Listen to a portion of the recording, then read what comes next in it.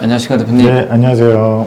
대표님이 10일 전에 그 프루팅에 쓰셨던 글 중에서 굉장히 조금 구독자님들이 알았으면 하는 내용이 있다고 해서 좀 일부분 설명해 주신다고 하시는데 이게 어떤 내용인지 말씀해 주실 수 있으신가요? 그 중에 제가 뭐 많은 내용을 프루팅 안에 하고 이제 투자 관련해서 이제 좀 참고하실 수 있는 그런 좀 자문 비슷한 컨텐츠를 많이 하지만 그 중에 일부는 좀 중요하다고 생각을 해서 이게 지금 한국뿐만 아니고 사실 전 세계적으로 오인하고 있는 왜 지금 투자 쪽에서 이런 현상이 나오고 있는지에 대한 좀 매크로로 좀 확인할 수 있는 그런 지표이기 때문에 그 부분 관련해서 좀 얘기를 간단하게 해보려고 합니다. 그 대표님이 지금 그 칼럼 안에서 지적하셨던 게 어느 한 투자자가 이제 M2가 굉장히 꺾였기 때문에 디플레이션이 강하게 올 거다라는 주장을 했었는데 전년비로 많이 꺾였는데 그렇죠. 그런 경우는 거의 뭐 대공황 때밖에 없으니까 네. 그런 심리 때문에 달러로 몰리고 장기채를 사야 된다 막 이런 어떤 크레딧 붕괴 뭐 이런 식의 그런 이제 레토릭으로 연결이 되는 거거든요. 그래서 그 부분에 관련해서 제가 보면서 말씀을 드릴게요. 네. 그게 아마 제일 좋을 것 같으니까. 네네. 이분이 전 헤지펀드 매니저이신데 이제 지금 M2가 이게 1820년 제가 잘 안 보이는데 이때부터 현재까지 M2의 전년비 변화 차트인데 다만 이 M2의 전년비도 이게 그냥 전년비 그대로의 변화가 아니라 블렌디드한 그러니까 좀 평균 낸 어쨌든 그런 좀 해서 정확하지는 않습니다. 다만 이걸 들고 오셔서 요렇게 지금 이 M2가 전년비로 마이너스이기 때문에 그 마지막으로 마이너스였던 때가 이렇게 대공황 뭐 2008년, 2020년 이때조차도 마이너스가 아니었죠. 심지어 그 전년비로 그러다 보니까 이 대공황 당시가 마지막으로 마이너스였는데 이런 식의 아주 무서운 그런 디플레이션 그러니까 엄청난 유동성이 없어서 무너지는 이제 그런 게 올 거다. 근데 이제 많은 분들 아시겠지만 M2 같은 경우는 저 또한 사실은 M2 전년비 차트는 거의 뭐 한국이나 뭐 아마 이번 인플레이션 맞추는 데는 아마 제가 제일 먼저 한국뿐만 아니라 모든 인플레이션은 화폐적 현상이다. 통화적인 화폐적인 현상이기 때문에 저는 이제 전년비로 어떻게 늘어났는지 어떻게 줄었는지를 굉장히 늘 관찰하는 사람이고 많이 썼는데 그게 이제 미국에서는 스티브 한케 교수나 일부 이제 리날덴이라고 이제 유명 칼럼니스트도 있고 일부 몇몇 분들이 그거를 이번 인플레이션이 나타나기 전에 그걸 가지고 그분들도 얘기를 했었기 때문에 사실은 지금은 굉장히 이제 M2의 전년비 움직임은 굉장히 그런 인플레이션이나 어떤 유동성을 관찰하는 근거로 이제 좀 많이 보편화가 된 상태입니다. 일단 요거는 인지를 하셨으면 좋겠고 다만 그렇다고 해도 요 차트가 그렇게 정확하진 않다. 그래서 정확한 정말 그거를 보시려면 이 차트를 보시면 되는데 요거는 이제 구독자분들도 쉽게 롱텀 트렌드라는 곳을 가시면 보실 수 있습니다. 그래서 이제 이게 1860년부터 나와 있어요. 그래서 지난 이제 이번 팬데믹 당시에 M2가 전년비로 어떻게 늘었었냐. 그러니까 심플하게 그냥 Y와 Y 기준으로 봤을 때 아까 그 전 헤지펀드 매니저가 뭔가 그렇게 블렌디드한 뭐 그런 수치 말고 조정이 된 네네 조정된 거 말고 심플하게 봤을 때 사실 팬데믹 때가 지난 100년 넘게 중에 1800 길게는 1870년부터 제일 많이 뛰었었죠. 근데 이 얘기를 하기 전에 그래서 제가 이렇게 치솟는 걸 보면서 인플레이션을 가장 뭐 나름 정확하게 먼저 말을 했었고 한국에서는 근데 이제 이때 보면 너무 출렁임이 심한 거를 보실 수 있을 거예요. 근데 이때는 이제 대공황 전까지는 첫째로는 FDIC라고 그 연방예금보험공사 이번에 SVB 사태 때 이제 은행들이 파산을 할 뻔하니까 뭐 얼마까지는 보증을 해주는 이런 게 없기도 했고 또 하나는 더 중요한 거는 이제 연준의 역할이 굉장히 제한적이었습니다. 대공황이 있기 전까지는. 그때까지만 해도 연준이 막 지금처럼 화려한 건물에 그런 그게 아니었고 그때는 굉장히 시장은 자유시장에 맡겨줘야지 굳이 그렇게 연준이 개입하지 않고 이제 그런 시장이었기 때문에 좀 이때 당시에는 정말 이런 M2 변화에 따라서 이 인플레이션이 굉장히 변동이 심했고요. 그죠? 네. 연준의 역할이 확대되고 FDIC가 이제 생겨나면서 이제 그런 게 좀 잦아들긴 했는데 이때가 이제 70년대고 이때가 이제 2000년, 2008년 직전에 이렇게 보시면 될 것 같아요. 그래서 여기가 이제 0%입니다. 요쪽 요 중간이 요 밑으로 내려오면 이제 전년비로 마이너스가 된 거죠, M2가. 그래서 이걸로 보면 실제로 요때 한번 대공황 전에 한 10년 전에 이미 한번 마이너스가 가서 약간 디플레이셔너리한 흐름이 있었고 진짜 내려간 거는 1929년이 여기예요. 요때 시작이고 주가가 붕괴가 되면서 주가가 붕괴될 제일 마지막쯤에 이제 그러니까 한마디로 투자자 입장에선 1932년 저점 때 대공황이 3년이 갔잖아요. 29년부터 32년까지. 가장 저점일 때 이렇게 크게 마이너스로 내려왔었죠. 그죠? 근데 이제 제가 오죽하면 저 트위터를 보고 아, 나도 트위터 어카운트라도 있었으면 좋겠다라고 싶을 정도로 좀 말해주고 싶은 거예요. 너무 답답해서. 그래서 트위터라도 할 걸 그랬나라고 할 정도로. 근데 많은 지금 헤지펀드나 뭐 어떤 일반적인 펀드 매니저들이 리세션이 올 거니까 주식은 하락할 거고 근데 반면 교사로 안전자산이라고 사는 게 이제 국채, 채권이잖아요. 그죠? 근데 이제 극심한 디플레이션이 올 거다라고 생각하면 말이 되는데 그거의 근거로서 이제 봐봐 지금 0 아래로 내려오지 않았냐 전년비로 이게 지금 굉장히 강하게 쓰이고 있다라는 거죠. 왜냐하면 이 전년비 M2가 굉장히 중요하다라는 게 이번에 명확하게 드러났기 때문에 그리고 이제 마지막으로 했던 게 이제 요때 당시니까. 근데 가만히 보시면 이 M2가 마지막으로 바닥을 쳐서 이렇게 끝에 온 요 시점은 제가 아까 다 말씀드렸지만 이미 주가가 다 빠지고 주가가 다 빠졌기 때문에 극심한 디플레이션이 올 수 있었던 거지. 주가가 처음 무너지기 시작했던 그때는 M2가 한 요쪽 플러스였습니다. 한 요 부근 29년이니까 한 요쪽 부근이었다고 생각을 하시면 되고요. 또 하나는 일단 제가 말씀드리려는 건 아직 뒤에 있는데 또 하나는 지금 현재 이렇게 봐서는 현재가 그냥 직접 아직도 요쯤에서 머물고 있는 것 같지만 실제로 요거를 더 최근으로 그 확대를 해서 보면 최근 상황으로 이렇게 전년비가 지금 다시 일단 전년비로도 위로 올라가고 있다라는 거죠. 절대 수치가 이해되시나요? 이해됐습니다. 요게 일반 독자분들도 아마 이해가 되셔야 될 텐데 아무튼 이거는 이미 지금 전년비로 위로 올라오고 있는 상태에서 연준의 피벗이 됐다. 인데 다만 제가 아무튼 여기서 말씀드리고 싶은 거는 이 부분이 아니었고요. 이거는 뭐 제가 전에도 말씀드렸고 그렇게 중요한 게 아니고 어쨌든 전년비로도 지금 현재 이렇게 내려온 거를 단순히 M2만 보고 얘기하는 건 지금과 같은 착각을 불러일으킨다. 보시면은 실제 정말 디플레이션적인 위기가 저희가 앞둔 위기라면 당장에 그러면 최근에 장기 국채 가격이 오를 때 금리가 떨어질 때 한마디로 네네네. 주식 가격이 오르나요? 빠지나요? 주가가 오르고 있습니다. 주식 가격이 계속 오르고 있죠. 네네네. 그들의 말과 다르게 그러니까 전형적인 리세션이 올 거야를 외치는 아까 그분이나 한국에도 많이 계시죠. 그러니까 장기 국채를 사야 된다는 분들 그런 분들 말대로라면 지금 장기 국채가 최근에 그래도 5에서 4 아래까지 심지어 3 후반까지 지금 빠르게 떨어졌잖아요. 금리가. 그러면서 주식 가격이 올랐나요? 아니면 올랐습니다. 올랐죠. 예, 예. 그죠? 그게 왜 이상하지 않으세요? 저 M2 차트를 아까 봤을 때는 그렇게 전년비로 29년 대공황 때와 마찬가지로 마이너스인데 그렇죠.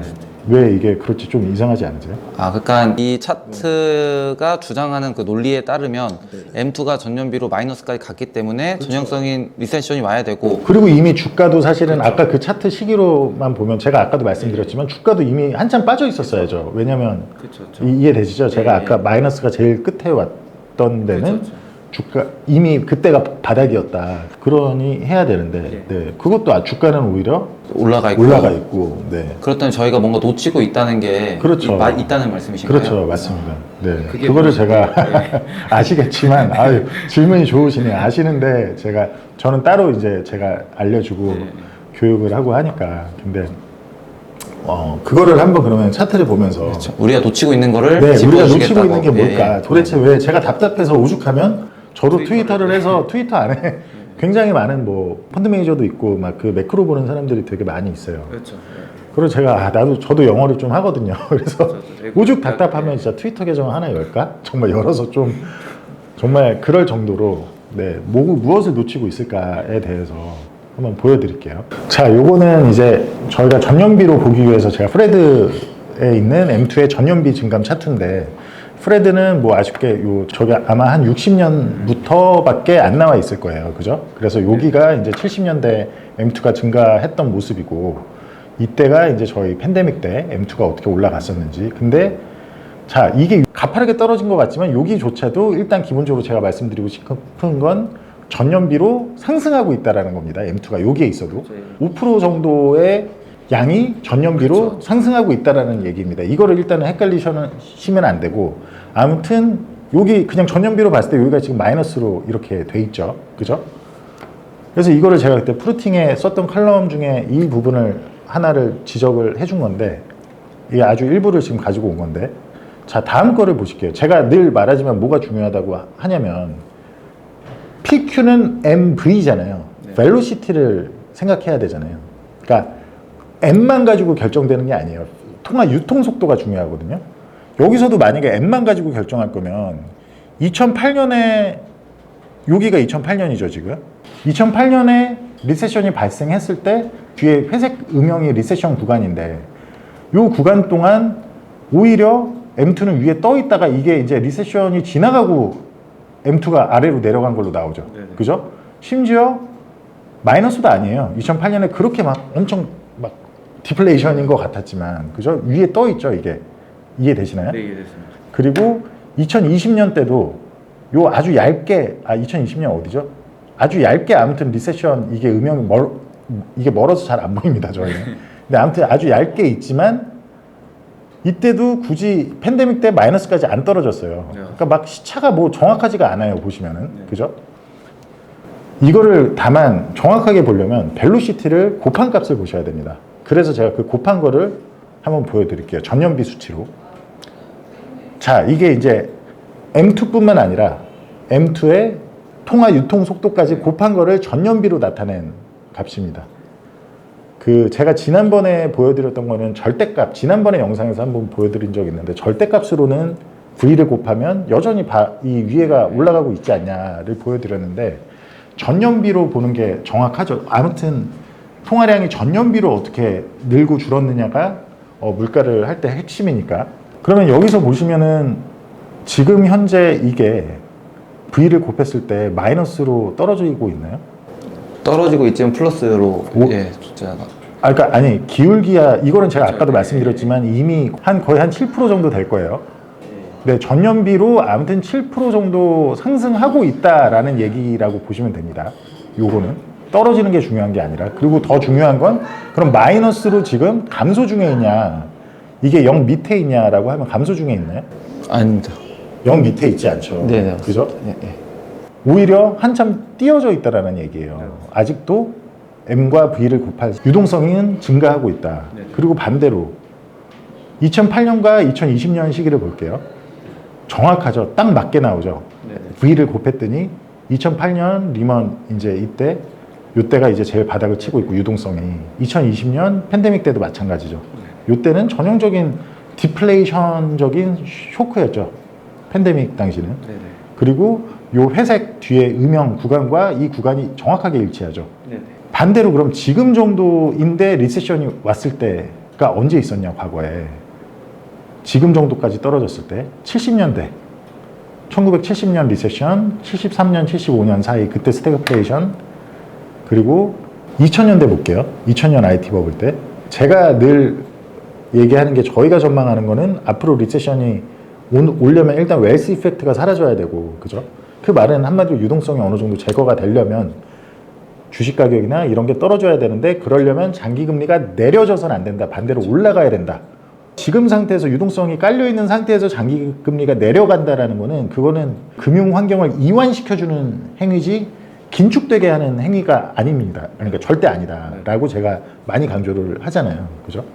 늘 작년하고 올해하고 위기다라고 할 때 장기금리가 올라가는 추세에서 나타났나요? 내려가는 추세에서 나타났을까요? 위기다 할 때 예, 위기다 올라갔어요. 예. 할 때, 그쵸, 늘 네네. 올라갈 때죠. 2008년과 요때, 자, 차트에서 2008년과 2020년, 이게 우리가 기억하는 마지막 위기다 보니까 다들 지금, 이게 한국뿐만이 아니에요. 제가 아까 처음에 트윗도 보여드렸지만 많이들이 자꾸 마지막 거를 생각하고 돈이 유동성이 많아서 생기는 지금 문제인데 자꾸 이렇게 이거를 생각해서 자꾸 잘못된 길로 주장을 하고 위기가 올 거니까 장기채를 사야 된다.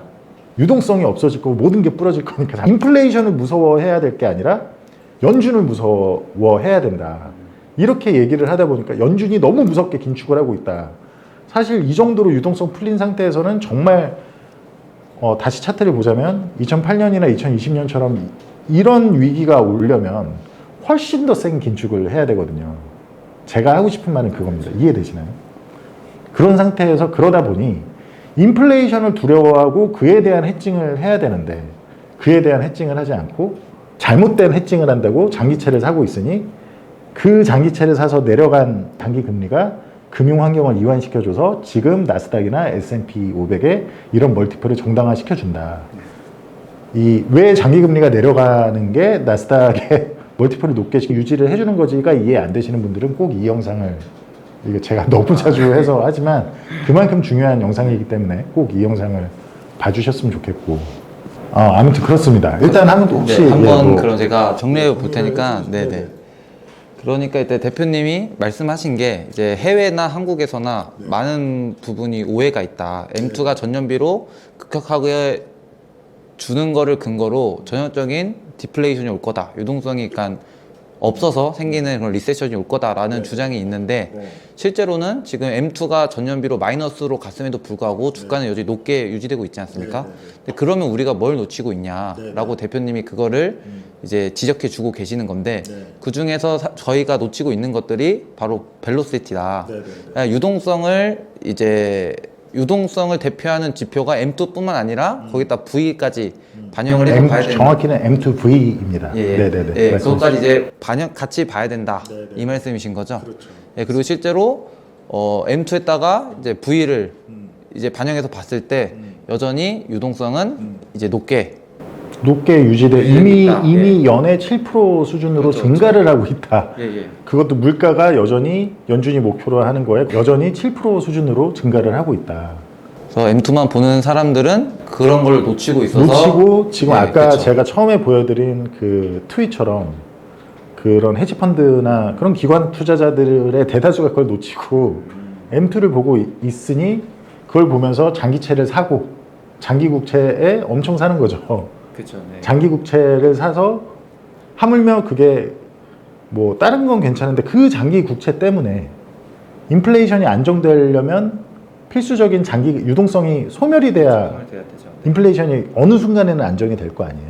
그러려면 장기 금리가 반대로 올라야 되는데 유동성이 아직도 시스템에 많이 남아있는 상태에서 그걸 사고 계속 사들이고 또 막 사야 된다라고 얘기해서 사람들이 사고 그래서 장기 금리가 점점 낮게 유지가 되다 보니 인플레이션은 분명히 저는 오히려 뭐 타이밍까지야 정확히 제가 말을 할 수는 없지만 분명히 다시 크게 문제가 될 거다. 왜냐하면 인플레이션은 늘 웨이브로 오는데 지금 장기 금리가 저는 그래도 4까지 물론 저번에 그 재무부하고 연준하고 공조를 해서 이런 문제가 처음 생겼을 때 4 정도까지는 좀 올 수 있다고 봤는데 너무 빠른 속도로 첫째 내려왔고 지금 심지어 4를 깨서 뭐 3.9, 3.8 이렇게 기록을 하고 있잖아요. 이거는 아주 큰 문제를 여기서 또 피벗을 했잖아요. 이런 상태에서. 그렇죠.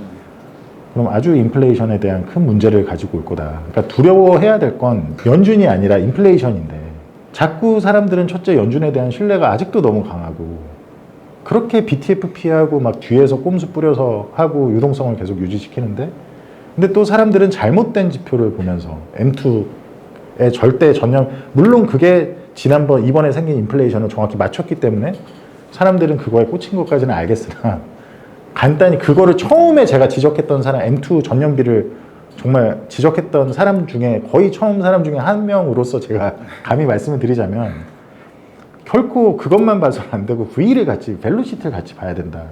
근데 하다못해 통화주의에 굉장히 일가견이 있고 중심에 계신 스티브 한케 교수라고 있으세요. 미국에.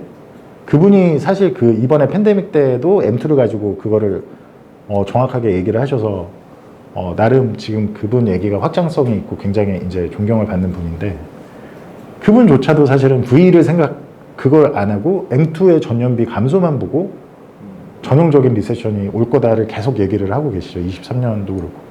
근데 그분은 심지어 그럼에도 확실히 대단한 분이긴 하신 게 재정 위기나 이런 재정 문제 때문에 채권은 인플레이션하고 상관없이 무너질 거다라고 얘기를 하세요. 근데 아무튼 어쨌든 그런 분조차 이제 그렇게 하다 보니 미국에서는 굉장히 그런 이게 한국뿐만 아니라 그런 게 굉장히 많다. 다수 굉장히 그러니까 비관적으로 보는 사람들의 대부분이 지금 인플레이션에 대한 위기가 아니라 디플레이션에 대한 위기로 잘못 보고 있다라는 거죠. 근데 그게 그냥 잘못 보는 걸로 그쳐서는 뭐 상관이 없는데 잘못 보는 것 때문에 장기금리가 내려가는 건 제가 계속 얘기하는 게 뭐냐면 멀티플 주가의 상승은 사실은 어닝의 확장보다는 늘 멀티플의 확장으로 일어난단 말이에요.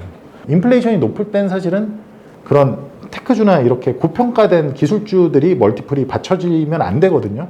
당연히 자산 가격의 밸류에이션을 결정하는 장기금리가 인플레이션 현실에 맞춰서 오를 수밖에 없기 때문에 어느 시점에는.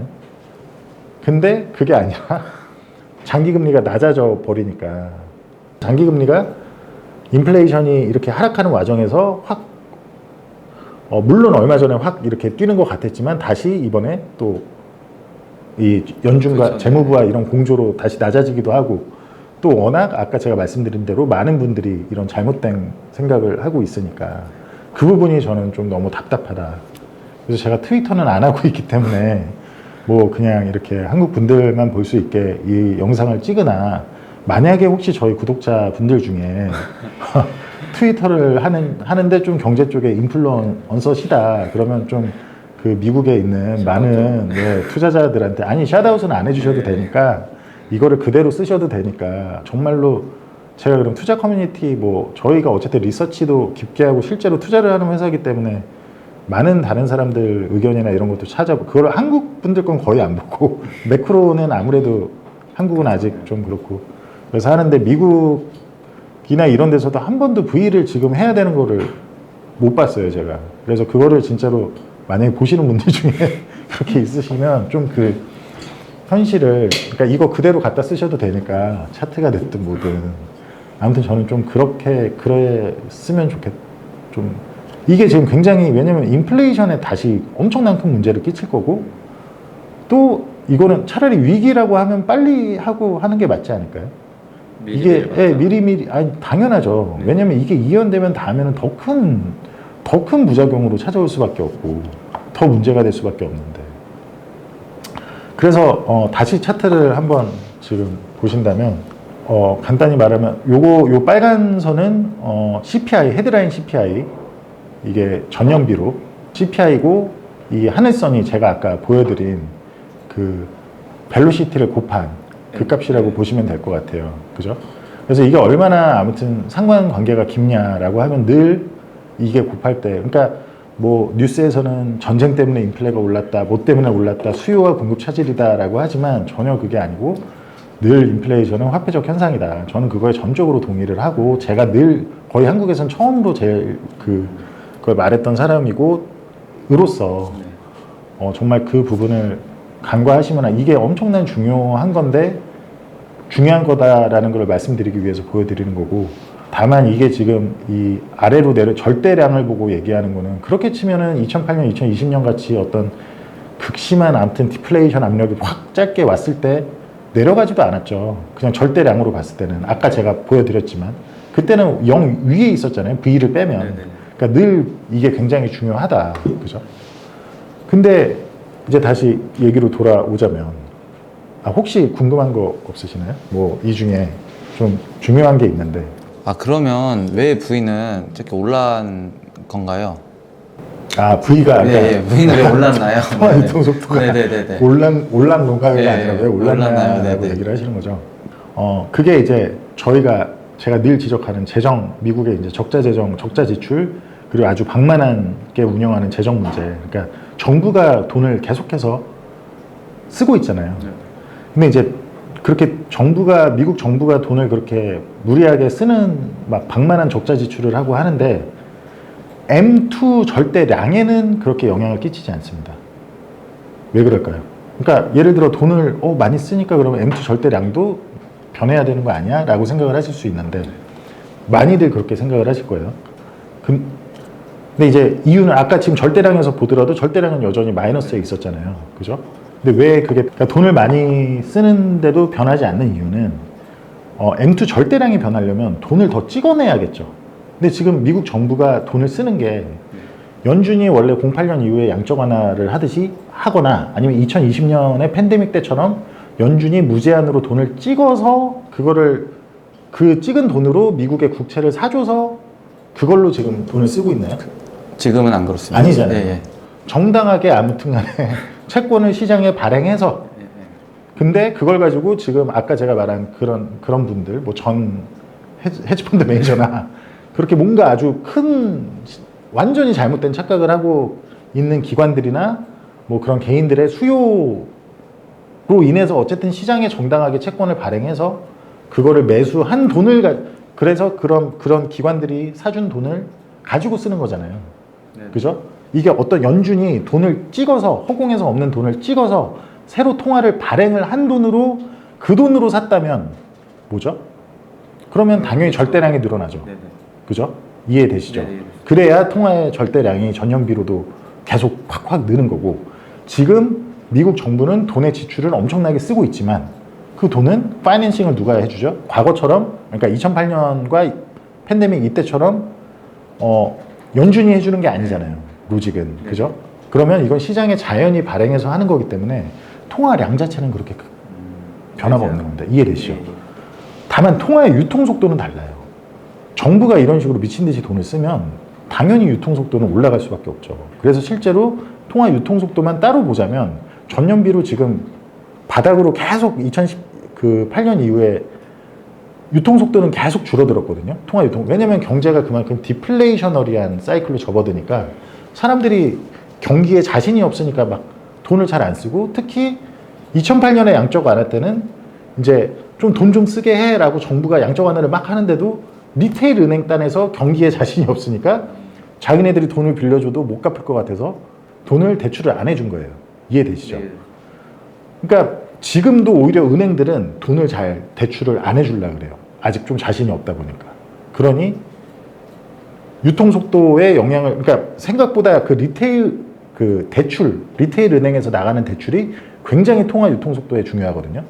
근데 안 해줄 오히려 그거는 그렇게 막 미국의 은행들이 그거는 약간 이렇게 수축되고 있어요. 오히려 그렇게 늘어나고 있지 않는데 그런 걸 보고 또 더 잘못되게 사람들은 아까 뭐 기관이 됐던 개인이 됐던 잘못된 위기를 지금 생각하고 이제 그러고 있는데 중요한 건 뭐냐면 정부가 지출을 뭐 술 취한 탕아처럼 하고 있는 거죠. 그것도 계속 빚을 발행해서 하고 있는데 다만 연준이 파이낸싱을 해주고 있는 건 아니니까 통화량에는 영향이 자체는 안 늘어나더라도 M2V가 계속 전년비로 크게 상승을 하고 있는 거예요. 그럼 궁금한 게 하나 있는데 그건 재무부가 단기채를 많이 발행하면 발행할수록 그 듀레이션이 짧아지잖아요. 그것도 그러면 V에 영향을 주나요? 듀레이션이 짧아진다고 그게 왜 V에 영향이 궁금해서 근데 그냥 단기채를 많이 발행하니까 빨리 하고 빨리 이게 만기가 빨리 도래하니까 솔직히 그것도 그거는 그거는 상관이 없고요. 그러니까 은행의 역할이 시중은행의 역할이 되게 중요하고 그 70년대 때는 왜 뭐 예를 들어 연준이 막 물론 그때도 아주 재정적인 그런 정책을 썼지만 어떤 양적 완화까지는 안 할 텐데 왜 그렇게 인플레이션이 심했냐라면 그때도 똑같이 엄청난 이제 미국의 해이한 재정 정책이 있었고 또 하나는 시중은행, 그러니까 민간에서의 이게 굉장히 빨랐어요. 그러니까 대출이 엄청 일어났고 엄청 막 이해되시죠? 개인들이 그게 빨랐고 그래서 그만큼 은행에서 크레딧이 확장되냐 줄어드냐 그걸 보는 것도 굉장히 중요한데 지금의 문제는 정부가 정말 모든 걸 뛰어넘을 만큼 막대하게 술 취한 탕아처럼 하고 있는 거죠. 그래서 이제 많은 분들이 왜 2008년에 양적 완화를 한다니까 그때도 2008년에 처음에 이제 연준이 양적 완화 발표했을 때 미쳤다 이거 인플레이션 올 거다라고 했는데 십몇 년간 그러니까 팬데믹 이전까지는 자산 인플레이션만 발생을 했죠. 주식 가격, 부동산 가격만 오르면서 근데 왜 왜 소비자 물가 인플레이션은 팬데믹이 지나고 나서야 왔는가를 잘 아시려면 이게 아직 어떤 노벨상이나 뭐라고 하죠? 확립된 이론이 확립된 아니죠. 어디 가서 딱 해준 건 아니지만 그런 게 아직 없기 때문에 확립된. 다만 제가 봤을 때는 이게 정말 맞다라고 100%라고 저는 그렇게 생각한다라고 말씀을 드리려고 하는데 2008년 이후에는 그렇게 연준이 이제 좀 유동성을 늘리고 하려고 양적 완화를 계속 해줬음에도 그 양적 완화가 해주면 어떻게 되죠? 양적 완화 해주면 은행의 그 뱅크 리저브가 늘어나잖아요. 그럼 은행들이 그걸 가지고 대출을 해줘야 되는데 얘네들도 경기에 자신이 없고 바로 전에 그런 리먼 같은 걸 맞다 보니까 대출이 쉽게 안 나가는 거예요. 대출이 민간에서 크레딧이 늘어나려면 대출이 많은 사람들한테 나가서 유통 속도가 막 늘어나야 되는데 그게 아니라 은행에서 이거를 이해되시죠? 네. 리테일 단에 대출이 안 나가는 거예요. 그러면 기업이나 자산가들은 대출이 잘 받죠. 왜냐면 그들이야 그렇죠. 제일 은행들이 안전하게 생각하고 빌려줄 수 있는 거니까. 그죠?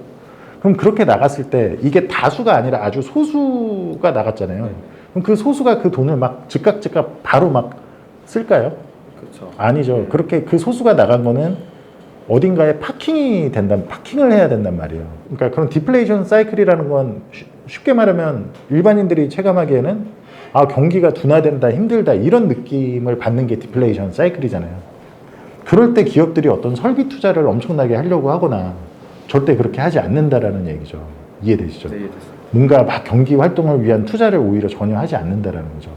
그래서 그때 당시에 왜 뉴스 보시면 항상 지난 십몇 년 동안은 기업의 사내 현금 유보율이 최대고 그렇게 저리에 빌린 대출로 부동산 같은 데 파킹해놓고 어쨌든 장기금리보다는 조금 더 좋은 이자를 주는 곳에 파킹을 해야 될 거 아니에요.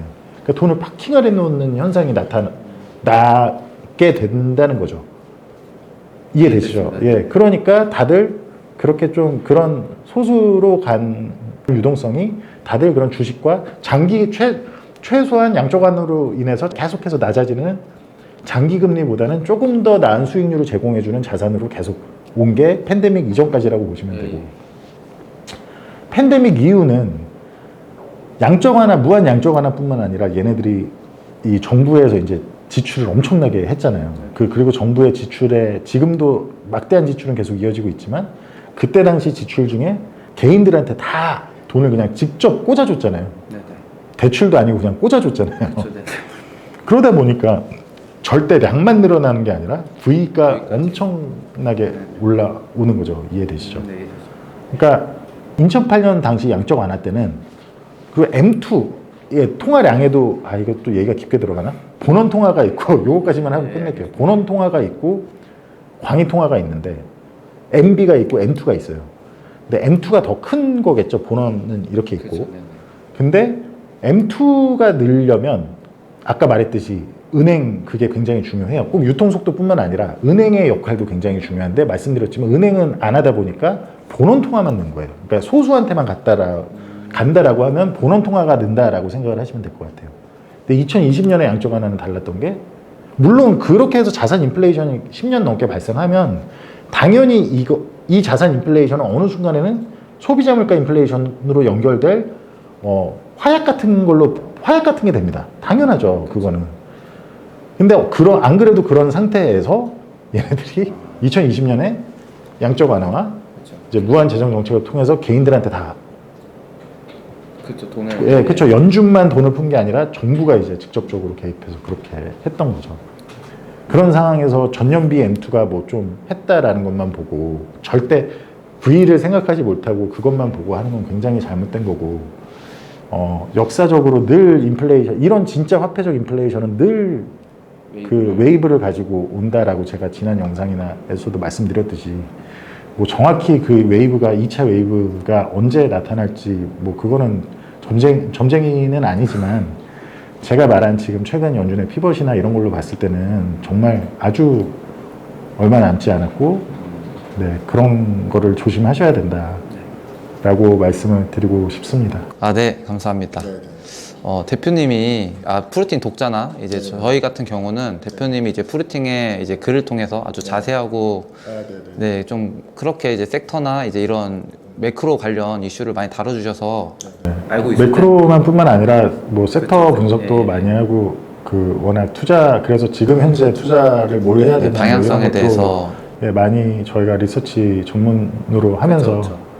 워낙 많이 저는 좀 한번 글 쓸 때 진짜 방대한 양을 쓰다 보니까 이건 아주 작은 조각 같은 예. 그럼에도 불구하고 이제 이렇게 유튜브를 통해서 이제 좀 좋은 내용 많이 말씀해 주셔서 정말 감사했습니다. 네, 뭐 글로도 이해가 다 이미 되신 상태였겠죠. 뭐, 네. 또 이제 또 프루팅에 썼음에도 불구하고 또 많은 분들이 또 알면 좋을 것 같은 내용들을 저희 간략하게 종종 말씀드리는 시간을 네네 가끔 뭐 그렇고 이거는 제가 말씀드리지만 정말 그대로 뭐 인플루언서 외국에 그런 분 계시면 뭐 제가 얘기했다 이런 얘기 하실 필요도 없고 좀 진짜 그대로 해서 좀 하셔도 됩니다. 네. 알겠습니다. 네, 오늘 또 네, 바쁜 일 많으실 텐데 시간 내주셔서 감사합니다. 아닙니다. 감사합니다. 네, 수고하셨습니다. 네, 감사합니다.